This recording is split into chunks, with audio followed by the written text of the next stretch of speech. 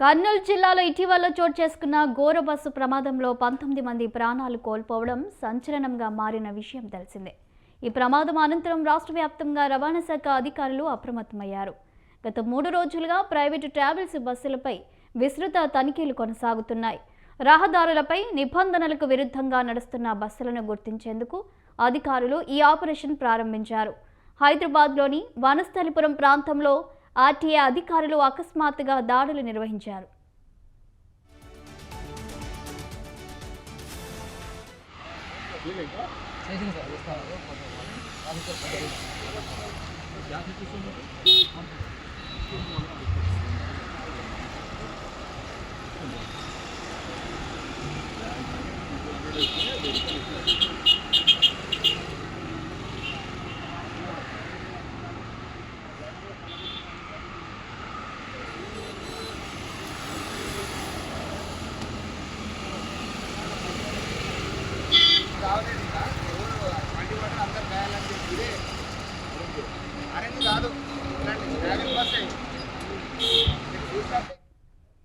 అనుమతులు లేకున్నా నిబంధనలకు విరుద్ధంగా నడుస్తున్న 9 ప్రైవేట్ బస్సులపై కేసులు నమోదు చేశారు.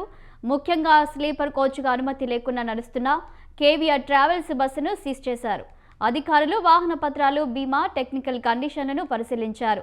కర్నూలు ప్రమాదం తర్వాత ప్రయాణికుల భద్రతను దృష్టిలో ఉంచుకొని ఆర్టీఏ అధికారులు ఈ దాడులు కొనసాగిస్తామని వెల్లడించారు. నిబంధనలను ఉల్లంఘించే ప్రైవేటు ట్రావెల్స్పై కఠిన చర్యలు తప్పవని స్పష్టం చేశారు. ప్రయాణికులు లైసెన్స్డ్ బస్సుల ద్వారానే ప్రయాణించాలని సూచించారు. ఇక దీనిపై పూర్తి సమాచారం మా కరెస్పాండెంట్ ఉషాని అడిగి తెలుసుకుందాం. Good morning Usha. Good morning Shalini.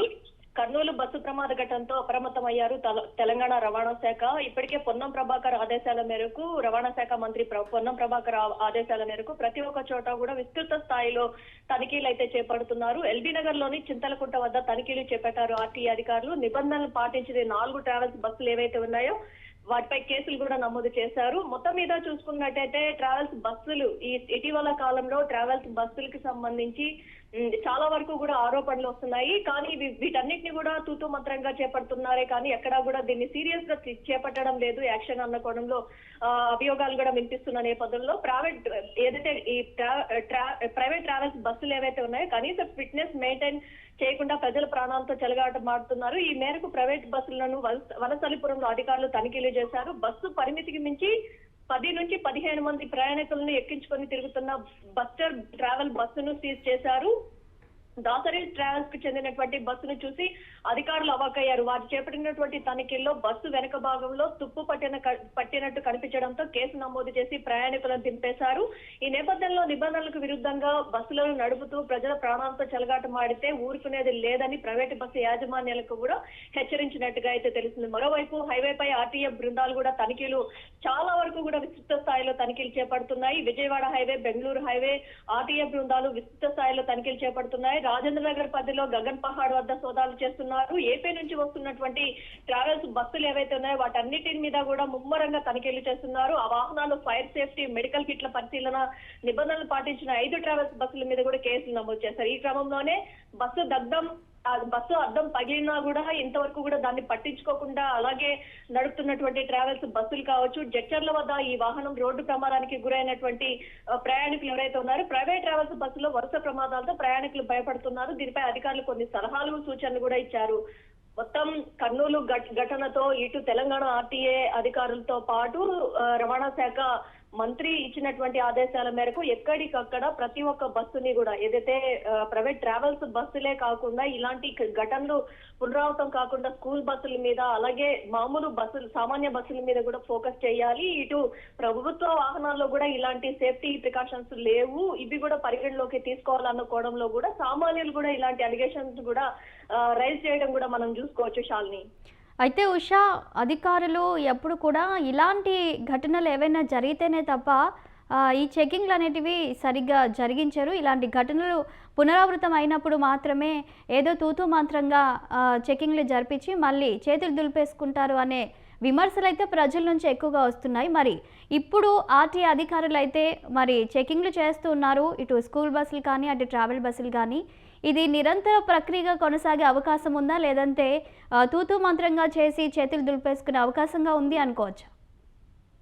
ఖచ్చితంగా శాలిని, ఈ ఘటన ఏదైతే ఉందో ఇలాంటి ప్రమాద ఘటనలో దాదాపు కుటుంబాలు రోడ్డున పడినటువంటి ఘటనలు చాలానే నమోదవుతున్నాయి. ప్రమాదం జరిగిన ఒక నెల, వారం, 10 రోజులు తప్ప మిగతా రోజుల్లో ఇలాంటి ఘటనలు ఏదైతే తనిఖీలకు సంబంధించి కావచ్చు, ప్రైవేట్ ట్రావెల్స్ మీద కావచ్చు, ఫోకస్ అనేది చాలా వరకు కూడా శూన్యంగా కనిపిస్తోంది. వీటినే ప్రతి ఒక్క సామాన్యుడు కూడా ఏదైతే ప్రైవేట్ ట్రావెల్స్ బస్సుల్లో ఇప్పటి వరకు కూడా సేఫ్టీ లేదు, నిబంధనలు విరుద్ధంగా ఏదైతే సీటింగ్ కెపాసిటీకి మించి చాలా వరకు కూడా ఏదైతే ప్రయాణికుల్ని అందులో కుక్కుతున్నారు. ఈ కంజెస్టెడ్ ఏదైతే బస్సు లోపల కూడా చాలా వరకు కూడా ఇరుకిరుకుమైనటువంటి ఏదైతే మార్గం కూడా చూసుకోవచ్చు. అలాగే సేఫ్టీ ప్రికాషన్స్ ఏవి కూడా ప్రతి ఒక్క బస్సులోనూ లేదు. లగ్జరియస్ బస్సులే కానీ అందులో లగ్జరీ అనేది చాలా వరకు కూడా లోపంగానే కనిపిస్తోంది.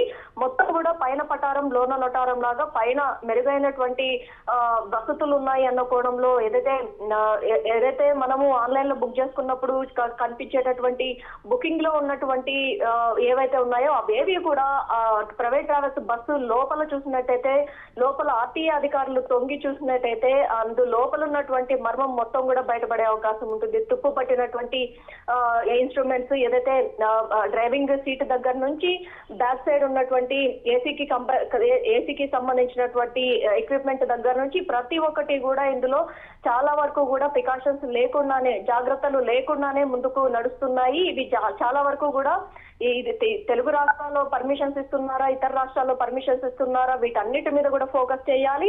ఒక్కొక్క చోట వీటి గోడౌన్లు ఏదైతే ఉన్నాయో, ప్రైవేట్ ట్రావెల్స్ నిలుపు చేసేటటువంటి గోడౌన్స్ ఏదైతే ఉన్నాయో వాటి దగ్గర కూడా వీటిని ఖచ్చితంగా ఫోకస్ చేయాలి, వీటిని తనిఖీలు చేయాలి. ప్రతి ఒక్క బస్సులోనూ చాలా వరకు కూడా లోపాలే ఉన్నాయి. దాదాపు కూడా 50%, 100%లో దాదాపు 20% మాత్రమే బస్సు బాగుంటుంది. మిగతా 80% కూడా చాలా వరకు కూడా బస్సు మొత్తంలో కూడా ఏదో ఒక లోటే కనిపిస్తోంది. ప్రయాణికుడికి ఎక్కడా కూడా సేఫ్టీ లేదు. వేలకు వేలు వెచ్చించి, టికెట్ ధర వేలకు వెచ్చించి వెళుతున్నా కానీ వారి ప్రాణాలకైతే సేఫ్టీ లేదనేసి తెలుస్తుంది. ఈ నేపథ్యంలోనే ఇటు ప్రభుత్వం ఈసారి చేపట్టినటువంటి ఈ తనిఖీలు ఏవైతే ఉన్నాయో ఇవి ఎన్ని రోజులు కొనసాగుతాయి, ఈ తనిఖీల్లో భాగంగా ప్రైవేట్ ట్రావెల్స్ ఏవేవైతే ఉన్నాయో, రాష్ట్ర వ్యాప్తంగా ఉన్నటువంటి ప్రైవేట్ ట్రావెల్స్ ఏవేవైతే ఉన్నాయో అవన్నీ కూడా అప్రమత్తమై మెరుగైనటువంటి వసతులు కల్పిస్తుందా, లేకపోతే ప్రభుత్వం ఈసారి సీరియస్ యాక్షన్ తీసుకునిందా? ఈ యాక్షన్ తో చాలా వరకు కూడా ప్రజల ప్రాణాలని ఏదైతే రానున్నది శీతాకాలంలో చాలా వరకు మంచుతో కూడినటువంటి సిచ్యువేషన్స్ ఉంటాయి. డ్రైవింగ్ చేసేటటువంటి వ్యక్తి దగ్గర నుంచి ప్రయాణికులు కూడా చాలా వరకు కూడా అప్రమత్తంగా ఉండాలి. ఈ శీతాకాలంలో ఈ మంచుకి సంబంధించి కూడా చాలా వరకు కూడా యాక్సిడెంట్లు చాలా వరకు కూడా జరిగే అవకాశం ఉన్న నేపథ్యంలో ప్రతి ఒక్క చోట కూడా ఏదైతే వారికి ఒక అవగాహన కలిగించాలి. డ్రైవర్ కి సంబంధించి కావచ్చు, అలాగే లోపల ప్యాసింజర్స్ కి సంబంధించి కావచ్చు, ప్రతి ఒక్క చోట కూడా ఇప్పుడు చేస్తున్నటువంటి రవాణా శాఖ చేస్తున్నటువంటి ఈ తనిఖీలు ఏవైతే ఉన్నాయో ఇవి చాలా విస్తృత స్థాయిలో మొత్తం కూడా ఏదైతే రాష్ట్ర వ్యాప్తంగా ఉన్నటువంటి బస్సులన్నిటి మీద కూడా ఫోకస్ చేయాల్సిందిగా ఇప్పటికే ప్రజల నుంచి కూడా వస్తున్నటువంటి విమర్శలుగా కూడా ఏదైతే విన్నపంగా కూడా మనం గుర్తించవచ్చు. Shalini. Right, thank you Usha.